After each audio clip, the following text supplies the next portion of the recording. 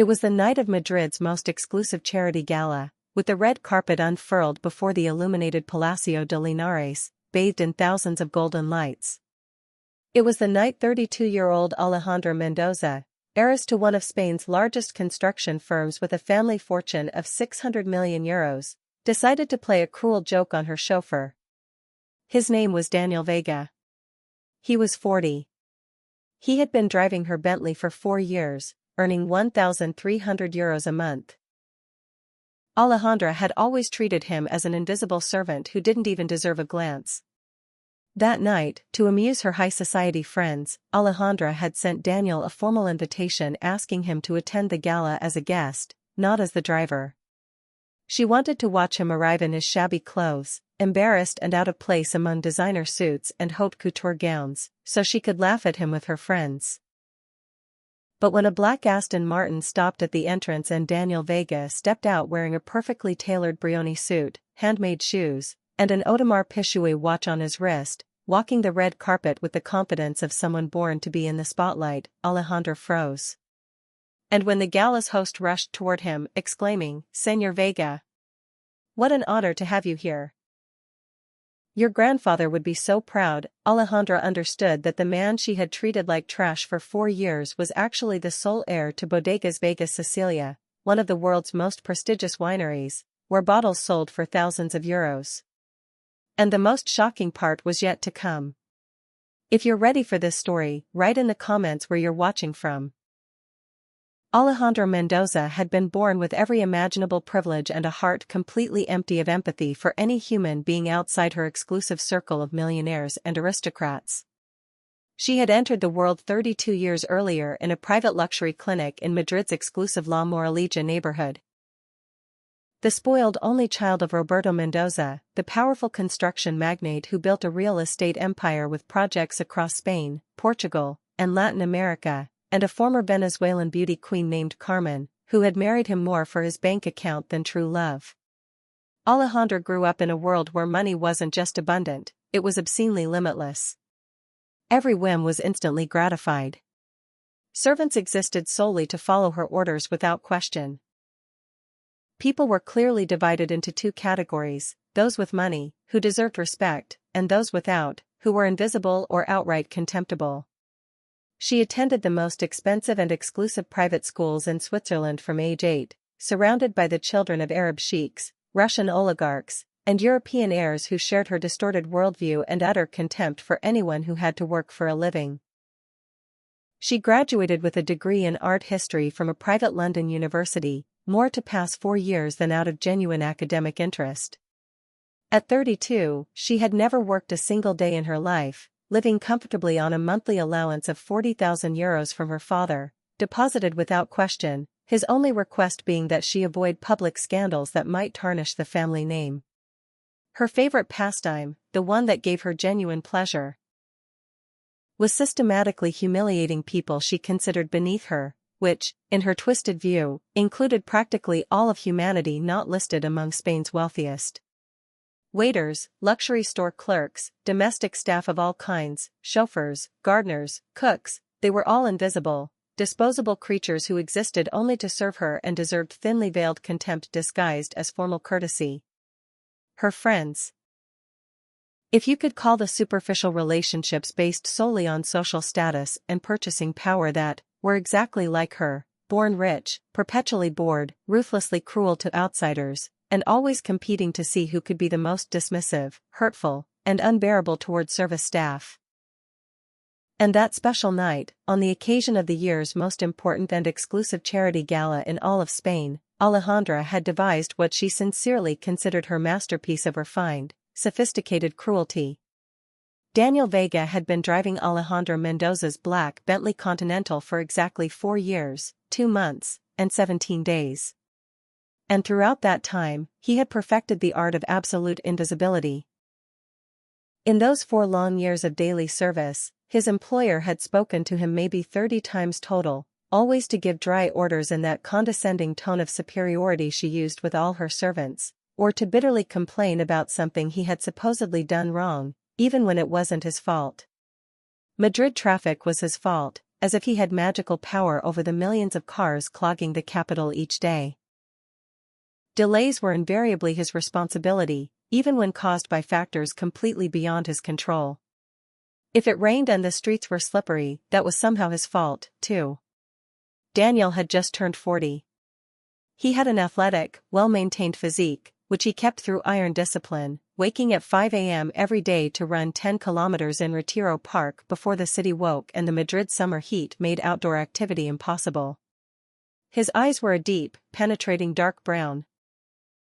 Eyes that observed everything with an almost unsettling attention that none of his employers had ever noticed, too busy ignoring him like a functional piece of furniture or a soulless appliance. He lived in a small rented 45-square-meter apartment in the modest Vallecas neighborhood in southeast Madrid, a 1960s building with no elevator and walls so thin he could hear his neighbors' conversations.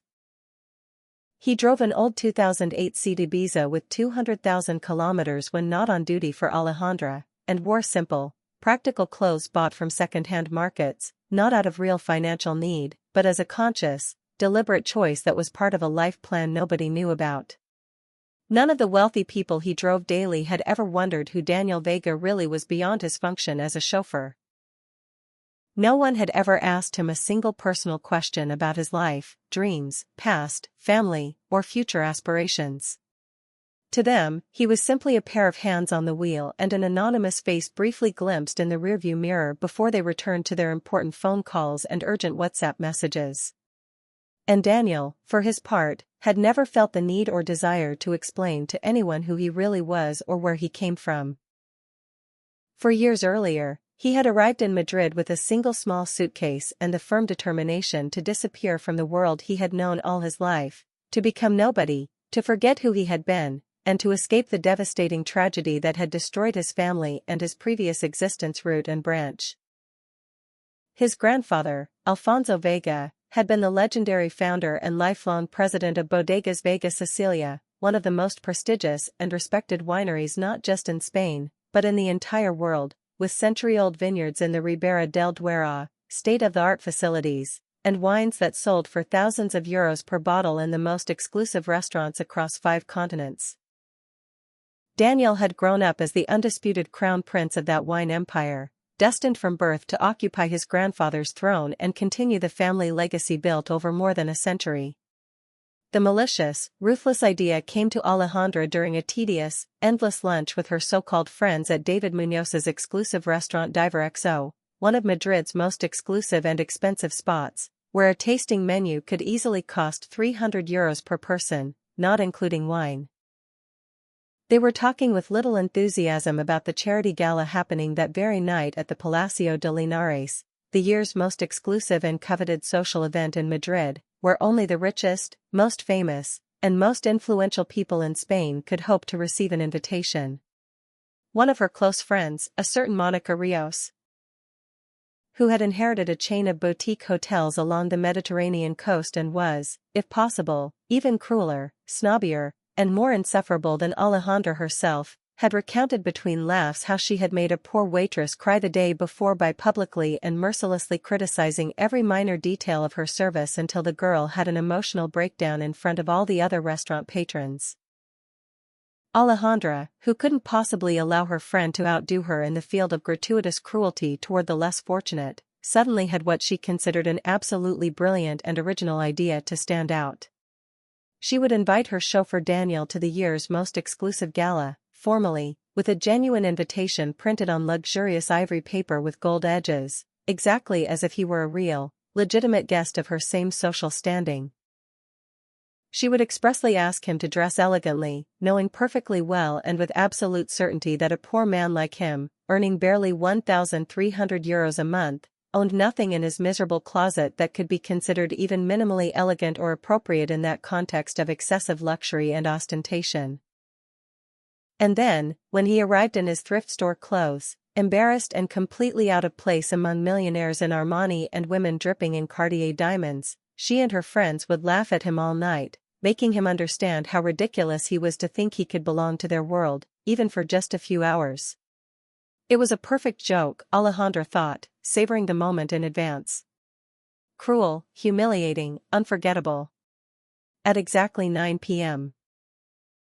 As Alejandra and her friends waited impatiently at the gala entrance, sipping glasses of Krug champagne and mentally preparing to laugh uproariously at the poor chauffeur, a black Aston Martin DB11 with tinted windows pulled up elegantly at the head of the long red carpet leading to the majestic Palacio de Linares. The driver's door opened slowly, and out stepped a man none of those present immediately recognized as the silent, seemingly insignificant chauffeur they had ignored, despised, and treated like furniture for entire years. Daniel Vega wore a dark gray Brioni suit, custom-tailored to fit his athletic, well-proportioned frame perfectly and without a single wrinkle, a white Italian silk shirt with the collar elegantly open, no tie. Dark brown handmade Oxford shoes crafted by a Mallorcan artisan who worked exclusively on commission for select clients. On his left wrist shone discreetly. Are you enjoying this story? Leave a like and subscribe to the channel. Now we continue with the video. But unmistakably, a rose gold Audemars Piguet Royal Oak worth over €80,000, more than most people earned in several years of honest work. His dark brown hair was swept back with a natural elegance that seemed to require no effort. His 3-day stubble was perfectly trimmed as if by a professional barber. And he walked the red carpet with the innate, natural, completely relaxed confidence of someone born to be in the spotlight and to magnetically attract the attention of everyone present without even trying. The crowd of guests immediately began murmuring with growing curiosity. Who was this incredibly attractive, self-assured man nobody seemed to recognize, yet who had such a magnetic, commanding presence? Photographers instinctively began snapping pictures, drawn to that presence that seemed to dominate the entire space around him with absolute naturalness. Alejandra, who was still scanning the crowd for her chauffeur dressed in poor clothes so she could start mocking him with her friends as she'd planned all day, froze completely when her eyes met Daniel's. It couldn't be him. It was absolutely impossible that it was him. But those deep brown eyes looking at her with a mix of contained amusement and something deeper she couldn't decipher were unmistakably the same eyes as her chauffeur's, the invisible man she had ignored and despised for 4 whole years.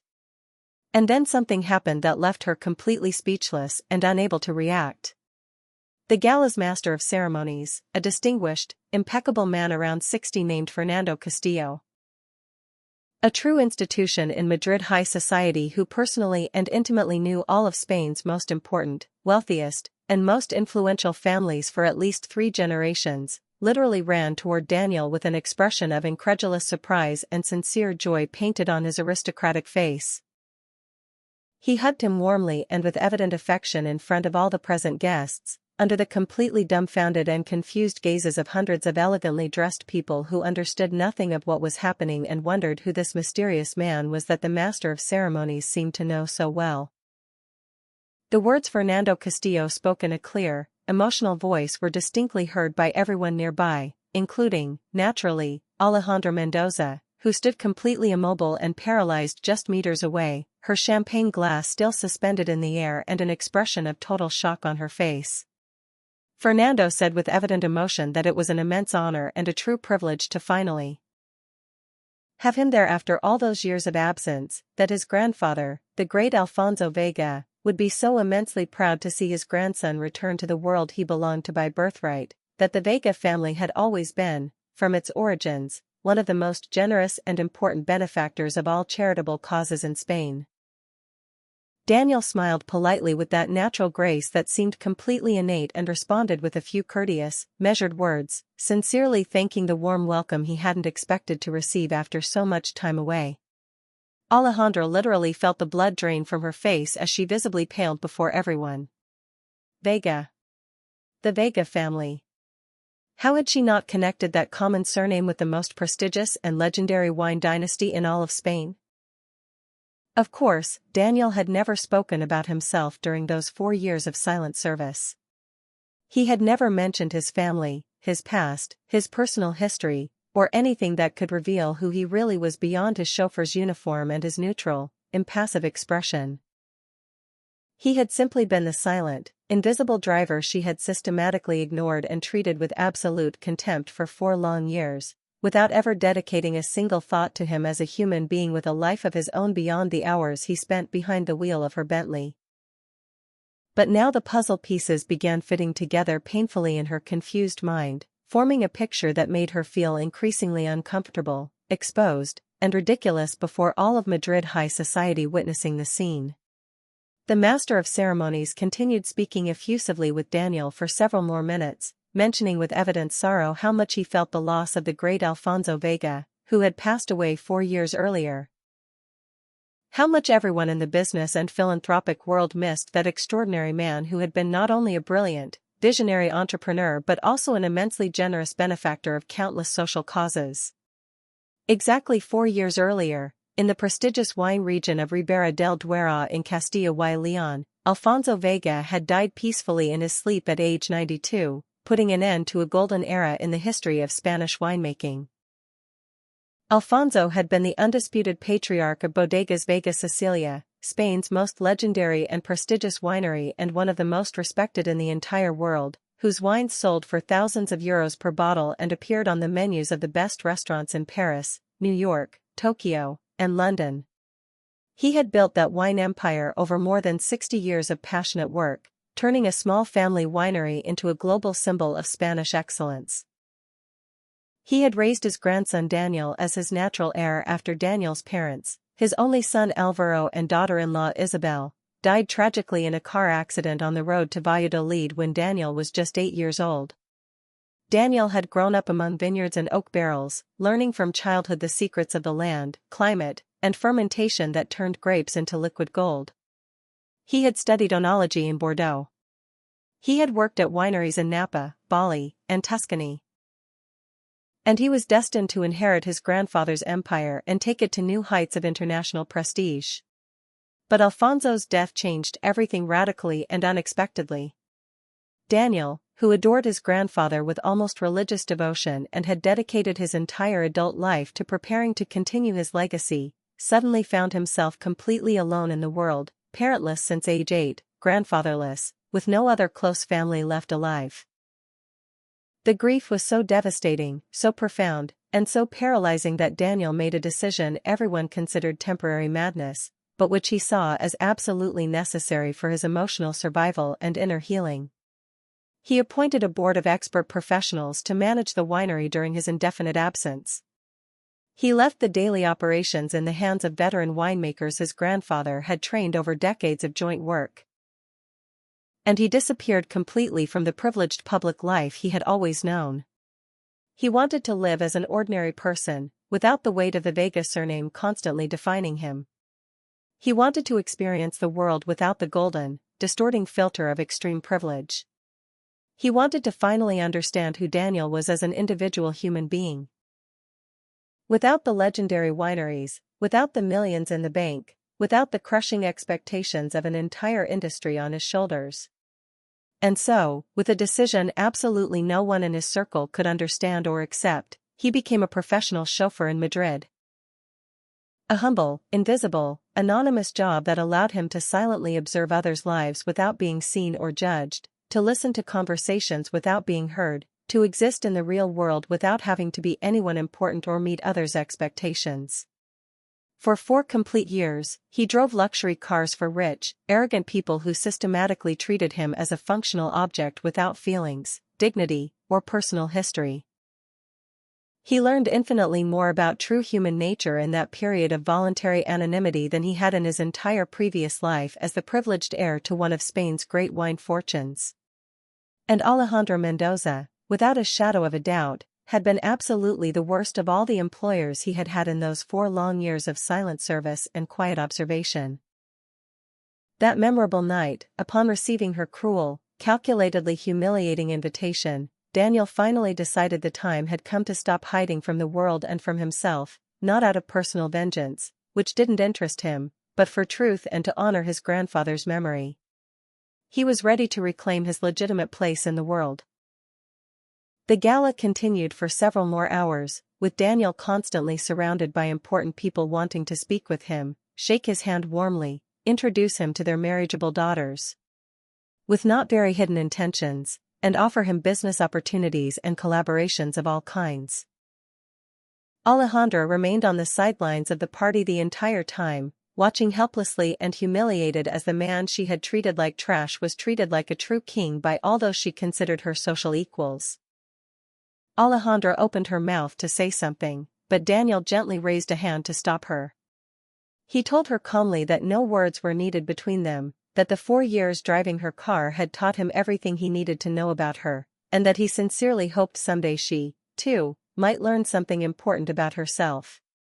Then he walked away, leaving Alejandra alone in the middle of the party, surrounded by people who now looked at her very differently. 1 year after that unforgettable gala, Daniel Vega officially and publicly returned to the leadership of Bodegas Vega Sicilia, with a press conference that made the front pages of all Spain's business newspapers.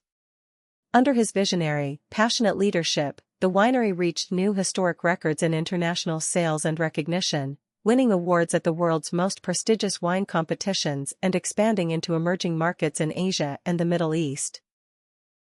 He never again hired a personal chauffeur for the rest of his life. He preferred to drive himself, he explained smilingly to curious journalists who persistently asked why he made such an unusual choice for a man of his wealth and position. He simply liked being behind the wheel, feeling control of the car, having that time of silence and reflection between commitments. And sometimes, driving alone along the endless roads of Castilla, among vineyards stretching to the horizon under the intense blue sky of the plateau, he would think with a mix of nostalgia and gratitude about those 4 extraordinary years of voluntary anonymity and all the invaluable lessons he had learned about people's true nature when they believe no one important is watching. Alejandra Mendoza, Society columns reported, had abruptly left Madrid a few weeks after that gala, which definitively marked her social downfall. Some said she had gone to Miami, others swore it was Dubai. Nobody knew for certain where she was, and nobody really cared to find out. If this story reminded you that appearances are always deceiving, that a person's true worth isn't measured by their bank account, but by how they treat those they consider less fortunate, leave a small sign of your presence here. And if you've stayed until the end, if you've accompanied Daniel from the silence of anonymity to the light of truth, then this story now lives in you, too. Because the best stories speak of lessons learned in silence and of that poetic justice that puts everything in its place.